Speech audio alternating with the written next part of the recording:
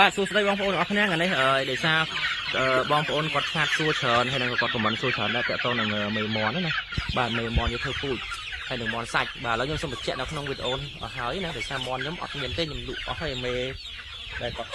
គ្គមុនណាមេដែលធំយកធ្វើពូជទេបាទប្រភេទមេអញ្ចឹងណាខ្ញុំលក់អស់ហើយមេធំអញ្ចឹង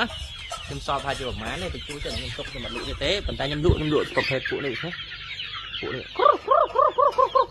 បាទបាទពួកនេះពួកខ្ញុំលក់ណាមន់ប្រហែលសល់ប្រហែលជា200មន់ណាហើយខ្ញុំបញ្ជាក់ខ្ញុំអត់លក់មន់អន់ទេខ្ញុំលក់មន់ស្អាតណាមន់អត់ស្អាតខ្ញុំមិនលក់ទេបងប្អូនស្រឡាញ់មួយណារើមួយហ្នឹងទៅណាបើមន់បែបដែលថាជាអត់មានហូបទេខ្ញុំអត់លក់ជូនបងប្អូនដែរណា